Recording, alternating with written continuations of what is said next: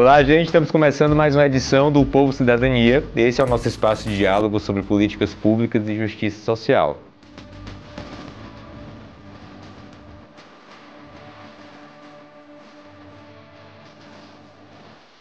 Hoje nós vamos olhar para algo que costuma ficar escondido, as raízes. Mas as raízes que eu estou falando são as da fome. A fome não nasce do acaso, não é um fenômeno natural, ela é uma consequência de escolhas históricas, desigualdades profundas e políticas mal distribuídas.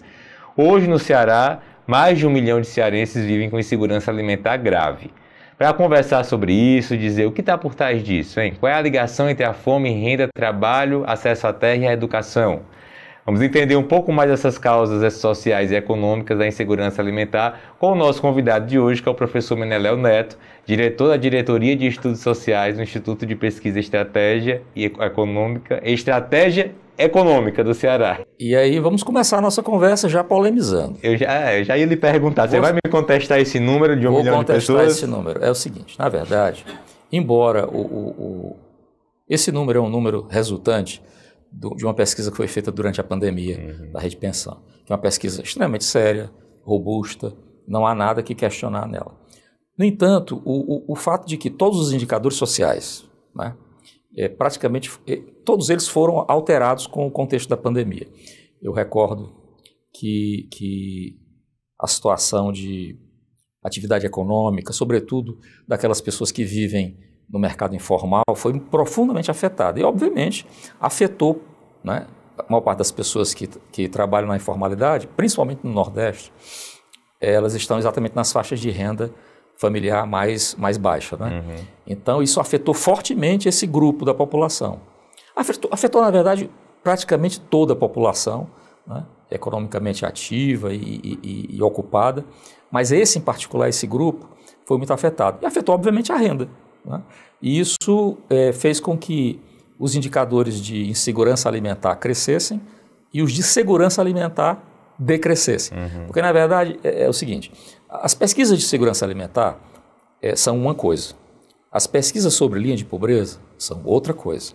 Embora elas estejam muito relacionadas, porque, obviamente, a condição de pobreza monetária acaba determinando.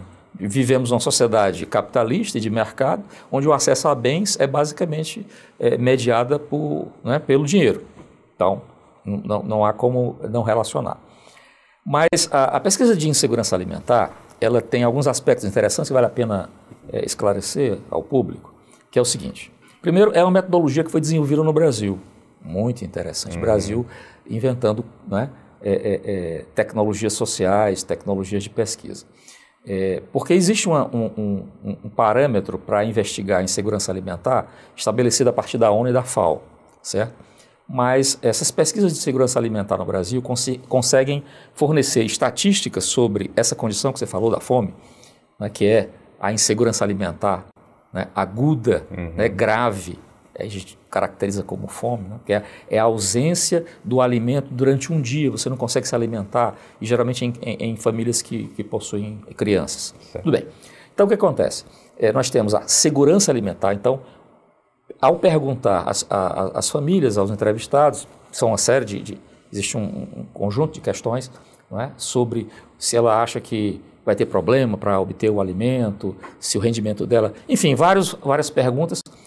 É, de certa forma, uma percepção, porque fala da insegurança. Insegurança significa algum tipo de medo, né, de acesso ao alimento. E, em alguns casos, essa insegurança ela se manifesta de forma mais aguda, que é a insegurança alimentar grave. Então, nós temos a situação de segurança alimentar, onde as pessoas não estão preocupadas, acham que o alimento está assegurado. E 3 situações de insegurança alimentar. A insegurança alimentar leve, né, que a pessoa tem algo, em algum momento ela tem problema em relação a obter o alimento, ela acha que vai ter dificuldade. A insegurança alimentar moderada e a grave, que é mais próxima desse, né, jargão popular, que é a fome. Então, o IBGE realiza pesquisa segundo a EBIA. A pesquisa da Rede Pensão também foi feita segundo a tabela EBIA, a Escala Brasileira de Insegurança Alimentar, certo? Só que ela foi feita no momento da pandemia, então, como eu falei, os indicadores todos estouraram, foi impressionante. O IBGE não realizou. No IPES, nós acompanhamos as pesquisas do IBGE, até porque elas têm uma periodicidade. Porque a utilização dessa escala pode acontecer através da PNAD, que é a Pesquisa Nacional, né, de Amostra por Domicílio, que é feita periodicamente pelo IBGE, ou através de outras pesquisas, como a POF, que é a Pesquisa de Orçamento Familiar. Elas são muito similares. Bem, mas eu não quero me perder muito no tecnicismo, porque você tem muita pergunta para fazer. O fato é que nós acompanhamos essas pesquisas e é óbvio que, logo após a pandemia, o IBGE, a pedido do governo federal, começou a coletar com uma periodicidade mais curta, certo? Esses dados. Então, os dados que nós temos hoje disponíveis, o último dado disponível não é o da pandemia, é de 2023. Em 2023, na verdade, a segurança alimentar voltou a subir e a insegurança alimentar, né, caiu, tanto a leve como a moderada, e a grave caiu, mas caiu pouco, certo? Com base nessas informações, nós subsidiamos, por exemplo, o programa Ceará Sem Fome. Bem, mas essa é a parte técnica da história. Aí vamos a questões, digamos, mais agudas, né? A questão da fome. Bom, um famoso pesquisador, que hoje é referência mundial e no Brasil também, né? Que fez a pesquisa sobre a geografia da fome, certo? Ele tinha um subtítulo no livro dele, Geografia da Fome, que era o seguinte, aço ou pão, o dilema brasileiro. Na época, o Brasil se industrializava e tinha essa questão. Ele era um médico, né? E ele foi em pesquisas, sobretudo com trabalhadores no Recife, né? Foi jogado a essa realidade de que muitas pessoas padeciam de fome. Ele foi investigar um grupo de trabalhadores que tinha um problema de adoecimento e descobriu que o problema deles era fome. Ou seja, algum tipo de carência alimentar, certo? Que decorria, então, em algum tipo de patologia, doença, né? Então, ele começou a desenhar isso e a questão da fome passou a ser uma questão de economia política, né? Uma questão de opção política. E ele desenhava dessa forma, que foi um pouco como você colocou. As raízes disso têm a ver com muitos problemas. Por exemplo, a questão de segurança alimentar tem muita relação com os regimes de produção de alimentos. Por exemplo, no Brasil, grande parte do alimento que nós consumimos vem de pequenas propriedades, médias propriedades, não das grandes propriedades. Então, muito provavelmente, as mega fazendas são muito conhecidas, né? O Brasil digamos assim, uma referência em agronegócio. E as grandes fazendas são basicamente produtoras de commodities de exportação, certo? Então, o alimento que a gente consome, em grande parte, vem de pequenas unidades de produção, não das grandes que são basicamente exportadoras. Então, o Brasil produz muito, mas também exporta muito, é uma commodity importante, puxa o nosso crescimento econômico, porque repercute na economia como um todo, é muito importante, né, é estratégico, mas não resolve o problema da insegurança alimentar, sobretudo em regiões como o Nordeste. Para a gente só entender ainda nesse ponto, vamos descrever a insegurança alimentar, o que é? Ela é a falta do alimento na mesa das pessoas, ela é um alimento, de repente, sem uma inteligência nutritiva, vamos dizer, dentro daquela dieta da população. O que seria a insegurança alimentar? Certo. Bom, a insegurança alimentar é medida a partir da percepção que as famílias revelam na tabela EBIA. Então, é a percepção de que elas têm carência de alimentos. Se você tem uma situação de segurança alimentar grave, não só você tem medo de não ter o alimento amanhã, como você não tem o alimento hoje. A pesquisa é feita pensando 3 meses para trás. Então, se algum dia, nesses 3 meses anteriores, aquela família, ao ser perguntada, né, você passou por alguma situação em que algum dia vocês ficaram sem ter o que comer, ela vai dizer sim, situação de insegurança alimentar grave. Em algum momento ela não tinha o que comer. Nós não estamos falando da qualidade nutricional do alimento, né? Estamos falando apenas apenas, que não é apenas, mas substancialmente a ausência de capacidade de suprir, né, o alimento. Óbvio que a questão nutricional, e aí eu não sou nutricionista, eu sou economista, mas conheço um pouco, mas a questão nutricional também é importante. Por quê? Porque ao longo do processo de perda, né, de segurança alimentar, as pessoas tendem a substituir a qualidade do alimento consumindo alimentos de menor qualidade. E assim é com qualquer alimento, né, em que você vai perdendo renda e você vai adaptando a qualidade cada vez menor do alimento, até chegar no ultraprocessado, porque nós temos uma situação muito curiosa. O ultraprocessado, o mais industrializado, é mais barato do que o alimento né, consumido, né, fresco, natural, quer dizer, frutas, verduras, são mais caros do que os ultraprocessados, que são terríveis, né, por conta de uma série de coisas que já se investigou. Mas, então, acontece esse problema, o problema da quantidade e o problema da qualidade, certo? Mas você colocou algumas outras questões, eu vim falando disso. O problema do acesso à terra é um problema histórico e secular no Brasil e em muitos lugares do mundo. O problema do acesso à água é um problema de insegurança alimentar. Em muitas regiões do planeta, o acesso à água, que é um insumo estratégico para a vida e também para a alimentação, é o alimento inicial e primário de todo ser vivo. Sim, É a água, antes de mais nada. Antes da proteína, é a água. Então, também há problemas nesse sentido. Nós moramos numa região que, no passado, a imagem, você pensar numa imagem assim, você é jovem, mas você certamente conhece assim, alguma obra de arte que trata disso. Você vai pegar um Portinari e vai ver ali um retrato do Vidas Secas, lá, do Graciliano Ramos. Então, se via muita imagem do Nordeste rural, padecendo de períodos de estiagem, que destruíam a produção agrícola e, obviamente, as pessoas passavam fome, né? e sede, enfim, pobreza e fome. Óbvio que isso mudou de lá para cá. Já não temos mais um impacto tão grande, porque existem estruturas, né, digamos assim, previnem isso, mesmo no Nordeste brasileiro. Mas a questão da fome permanece, mesmo em zonas urbanas, né? Hoje, inclusive, grande parte, se nós fizermos a análise dos dados que o IPES faz do programa Ceará Sem Fome, você pegar o número de beneficiários, por exemplo, que o Ceará Sem Fome ele trabalha em duas vertentes. Ele fornece uma ajuda monetária através do cartão, R$300, certo? E fornece a comida pronta, através das unidades sociais produtoras de refeição, um nome assim grandão, né? Cozinhas Ceará Sem Fome. Que eu acho genial a história das cozinhas. Por quê? Primeiro, embora seja um programa público, ele se baseia numa experiência, você falou solidária, bem interessante isso, uma experiência da própria sociedade civil. Né? Vários grupos da sociedade civil, já há muito tempo, realizam esse trabalho de, digamos, ajuda, né, e solidariedade às pessoas. E aí, uma coisa curiosa, o programa, ele permite que essas entidades, elas obviamente têm que passar por um processo, né, de seleção, etc., elas mantenham sua atividade, robustece essa atividade, quer dizer, e você não tem o Estado fazendo isso, é a própria sociedade. Então, tem uma coisa interessante no Ceará Sem Fome, que além do cartão, que é um programa de política pública mais, digamos assim, dentro do que se faz habitualmente, como, por exemplo, o Bolsa Família, transferência de renda para fortalecer a renda da família. O cartão, obviamente, só pode ser utilizado para comprar alimento, certo? Mas as cozinhas, elas têm essa peculiaridade, elas estão em 184 municípios, então cobre tudo. Né? Em algumas mais e algumas menos. Por exemplo, Fortaleza tem muito mais cozinhas do que qualquer outro município. Até porque também tem uma população maior e mais população, aí sim, associando pobreza e insegurança alimentar.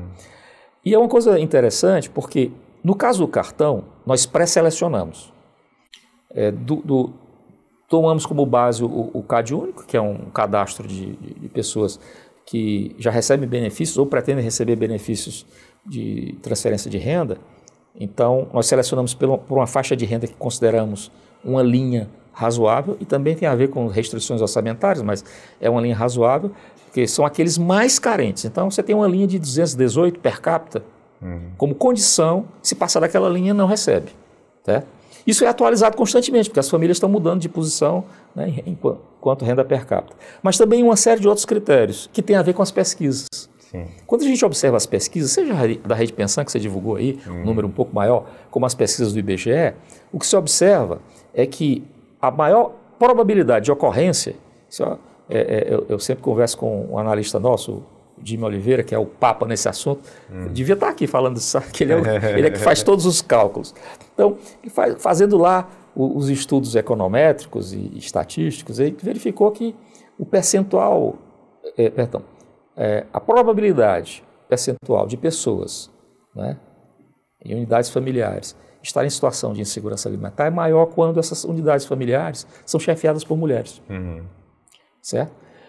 o que é aparentemente uma contradição, uma coisa complicada, mas o fato é que são famílias mais fragilizadas, estatisticamente está comprovado.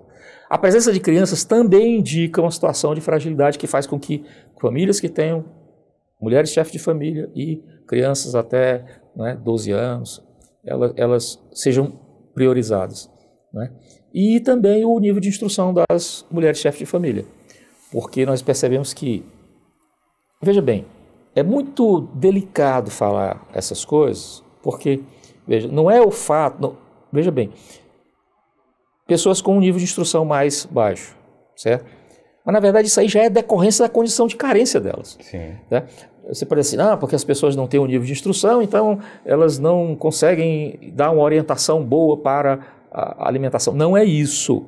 Não é isso que a estatística diz. Ela diz assim, que exatamente porque as pessoas têm carência, porque elas não conseguiram obter um certo nível de instrução, porque também tiveram escassez, pobreza, etc., isso caracteriza o combo de pessoas que têm como fosse uma bola de neve, né? Um problema que vai levando a outro, que vai levando a outro, então, que vai crescendo. São apenas características para priorizar o público mais vulnerável. Esses são os mais vulneráveis, então recebem o cartão. Tá?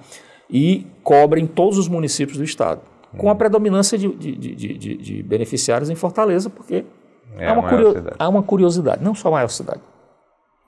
A maior parte da insegurança alimentar, bem como, e aí falando da pobreza, já que você provocou, ela está concentrada em zona urbana. Então aquela imagem que nós tínhamos da pobreza e da insegurança alimentar associada ao campo, né, o Fabiano com a cachorra-baleia, aquela coisa toda do Graciliano Ramos, né, e tal, aquela visão, ela não corresponde à realidade de hoje. Claro, na zona rural, e tanto que tem muitas famílias da zona rural que são beneficiadas pelo cartão, mas hoje esse problema é cada vez mais urbano. Isso é uma questão importante, até discuti outro dia numa live com os colegas economistas, né, mais específico sobre pobreza e não insegurança alimentar, essa alteração na condição de pobreza. E as cozinhas, porque e aí eu acho fantástico, porque já são ações da própria sociedade civil, e a gente fez um estudo no IPES, quer dizer, os nossos analistas lá que são de primeira linha, fizeram um estudo muito interessante, uma espécie de estudo espacial sobre a localização das cozinhas de Fortaleza. E o curioso é que a sabedoria da própria sociedade, elas estão exatamente onde deveriam estar, próximas às populações mais vulneráveis e pobres. Então, elas conseguem um grau de cobertura espacial impressionante. Sim. Né? Se nós tivéssemos planejado, não teríamos conseguido tão grande, digamos assim, focalização. Eu até cheguei a dizer em um outro programa que a gente gravou que as cozinhas é como se ela fosse o próprio dado. Porque ela detém ali o conhecimento sobre aquela população que está ali, aqueles beneficiados que elas vão, né, distribuir e tudo mais. Mas, professor, ainda dentro disso que você está falando, e só voltando um pouco, eu queria entender assim, essa concentração da pobreza nas áreas urbanas. E aí eu ouso dizer que a gente está falando de periferias, né? Não sei, mas imagino que seja. Por que isso acontece? Por que essas pessoas estão ali e por que elas estão nesse retrato da fome de agora? Bom, existem várias pesquisas sobre isso. Eu vou citar, assim, de forma mais heurística, né? No sentido assim, de entender o jeitão da coisa sem entrar em maiores detalhes técnicos. Vou citar o caso de um intelectual fantástico brasileiro, o professor Milton Santos, né? Já nos anos 70, ele fez algumas conferências sobre isso, escreveu um livro chamado A Pobreza Urbana. Ele começou a estudar a questão urbana, um bom geógrafo, né? E ele percebeu o seguinte: nós não podíamos entender o nosso problema urbano, nem a pobreza urbana, sob um enfoque que era predominante nos países então centrais, desenvolvidos. Hoje o mundo mudou radicalmente, está de ponta cabeça, os emergentes estão mais interessantes do que os desenvolvidos estão caindo ladeira abaixo, então a história é outra. Desculpe.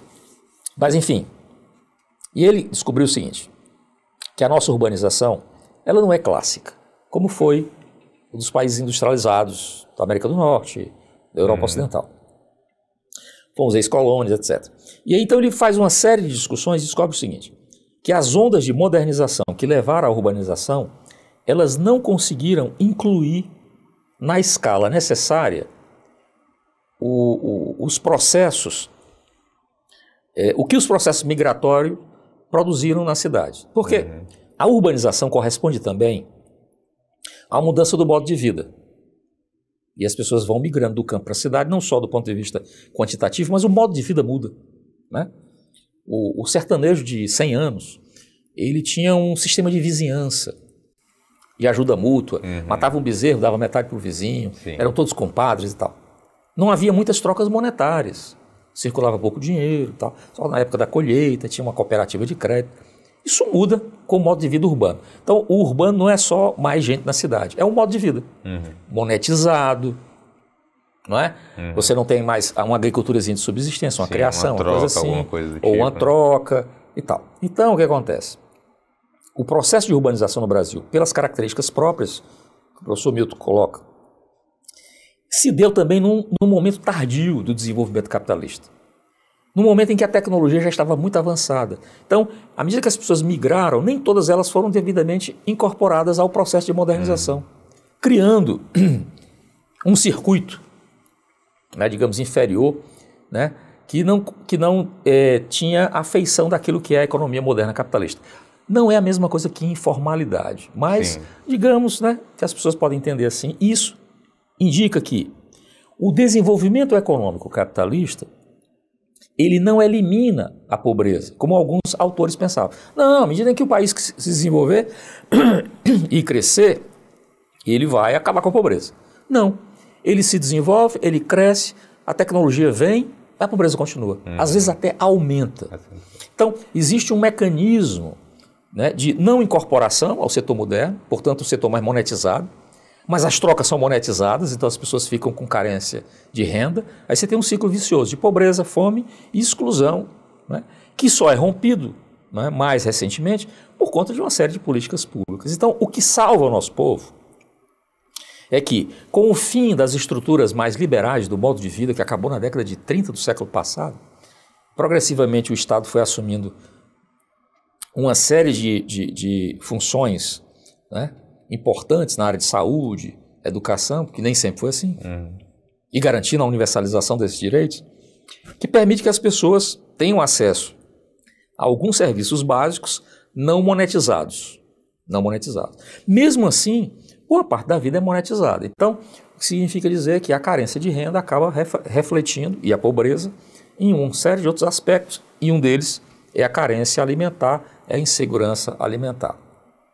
Então, o que acontece nas grandes cidades do Brasil hoje, né, e Fortaleza não é exceção, nem Recife, nem Salvador, nem São Paulo, nem o Rio de Janeiro, mesmo as cidades mais, né, nem Brasília, talvez fora do plano piloto, mas você vai ver nas bordas, cidades satélites, você vai ver a situação de pobreza e exclusão. E isso associado a múltiplos fatores novos, que não vale a pena discutir agora, relacionados à violência urbana, exclusão, etc. O próprio desenho das cidades não acompanha as necessidades, certo? A criação de grandes conjuntos habitacionais em áreas distantes, que há 30 anos se pensava que não fazia mal nenhum, mas gerou grandes problemas urbanos, problemas de infraestrutura. O fato é que se criou um combo de fatores, né, que levam hoje a esse aglomerado de pessoas em situação de tremenda carência, né, e que só pode suportar minimamente uma vida marcada pela monetização graças a programas, né, de transferência de renda ou então assistência social e saúde e educação pública, porque senão eles não suportariam, os custos são muito elevados, né? Isso não é só no Brasil. Isso não é só no Brasil. Isso é um problema mundial. Nós assistimos isso, sobretudo nos grandes países. Não é? Nós encontramos isso aqui na América do Norte, na América Central, em outros países da América do Sul, em todo lugar, na Europa, até na Europa.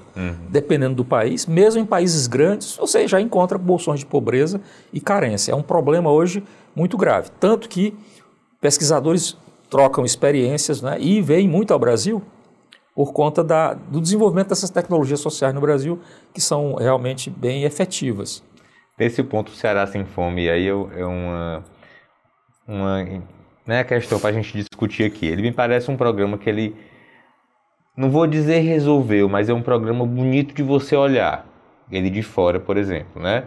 É um programa que entendeu o que estava acontecendo ali durante a pandemia, naquela divisão e do voluntariado, e o voluntariado querendo acontecer e tudo mais, se apropriou um pouco desse voluntariado também para montar uma cadeia, né? Uma rede ali de organizada de ajuda. Uhum. E aí a gente sabe que também os outros estados olham para esse programa como um programa que conseguiu grandes feitos, consegue inclusive uma lei que hoje já rege um pouco mais essa questão da fome e tudo mais.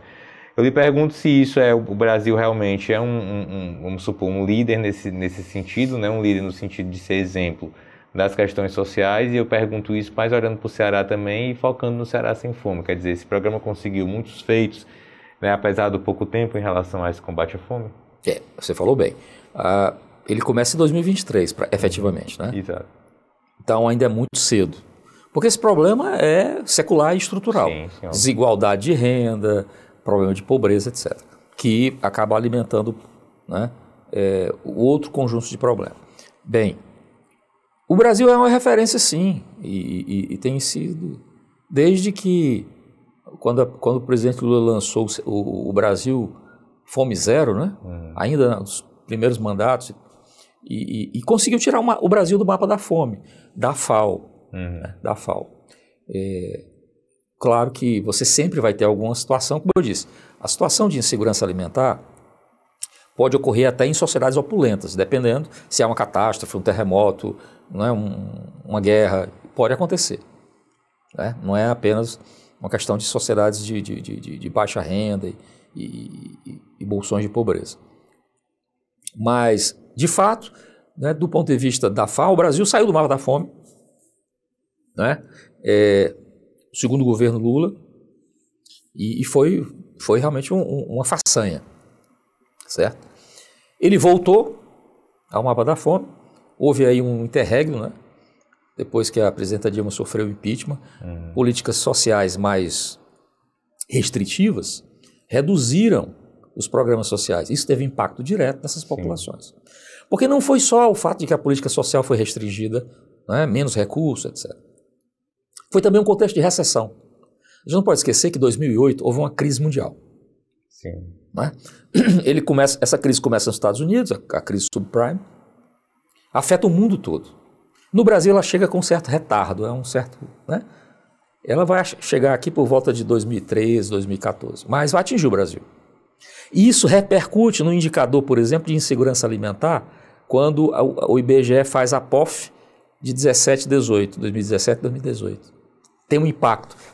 O Brasil tinha saído do mapa da fome e os níveis de insegurança alimentar tinham caído, a segurança alimentar tinha subido, e ela volta a subir, a insegurança, e cair a segurança, exatamente nesse período. Não é casual. Desemprego em alta, queda da renda familiar, não é? Redução dos benefícios e transferências do governo, o próprio orçamento público fica apertado. Então foi um momento ruim. Depois disso, nós tivemos, não é? A pandemia, né? O término do governo Temer, mas aí tem a pandemia joga um peso considerável, né? E agudiza tudo mais. E nós só vamos ver a melhoria no pós-pandemia. E a primeira pesquisa que é feita para esse período é 2023. Então, qual é o resumo da ópera? Nós tínhamos uma situação boa, que melhorou bastante. Essa situação se deteriorou na pesquisa realizada pelo IBGE em 2017 e 2018. A pandemia piorou tudo e nós voltamos a uma situação mais, digamos assim, tolerável, embora haja indicadores em torno de 6% dos homicídios cearenses ainda estão em insegurança alimentar grave, o que é muito, né? E é óbvio que reduzir esse percentual, que não atinge aquele valor tão grande de 1 milhão, mas reduzir esse percentual, ele é bastante difícil. O Ceará Sem Fome, além de ter uma vertente emergencial de ajudar a pessoa com comida feita ou com ajuda monetária para obter comida, tem investido agora em selecionar alguns grupos de pessoas, dos beneficiários, para estimular a atividade produtiva e a autonomia financeira. É um programa que ele tem a missão também de trazer essas pessoas para essas outras políticas e de repente capacitar, de repente trazer uma outra realidade para elas. Sim, é verdade. Aí eu tenho que elogiar, né, a tenacidade e a formidável liderança que a primeira-dama exerce. Ela tem um papel muito importante. As pessoas têm um papel muito importante na história, não é? Sim. A gente aprende. E ela realmente é fabulosa nesse sentido, porque ela conseguiu ver uma coisa. O programa é importante? Né? Ele é vital. Em muitos lugares esse programa está funcionando, sim, ou alguns semelhantes. Eu acho que aqui é mais eficiente do que qualquer outro do Brasil. Mas eu também não quero ficar com bairrismo. Mas tem um detalhe. Ela mobilizou muitas outras secretarias do governo para convergir para o Será Sem Fome. Isso foi uma ação fundamental do ponto de vista do programa se articular com outros programas. Então, quando você soma merenda escolar, quando você soma um outro programa de insegurança alimentar de outra secretaria, de outra, da saúde, da educação, da promoção social, quando você soma tudo, você chega, porque o Será Sem Fome ele tem um orçamento limitado. Enquanto tal, cartão e as quentinhas. Mas quando você soma outras ações que também são importantes para a segurança alimentar, que se complementam, você descobre que o orçamento do Estado do Ceará para promover a segurança alimentar atinge 1,3 bilhões de reais. Espantoso. O que mostra a centralidade da questão do alimento e da segurança alimentar. Parece tão óbvio, né? A gente come todo dia, etc. Mas o alimento está na raiz de tudo. As crianças de 0 a 6 anos têm seu desenvolvimento cognitivo prejudicado se elas não tiverem certos alimentos. Exatamente. E alimento naquele período da vida. Né? Idosos têm problema de descalcificação. Jovens precisam de proteína e força.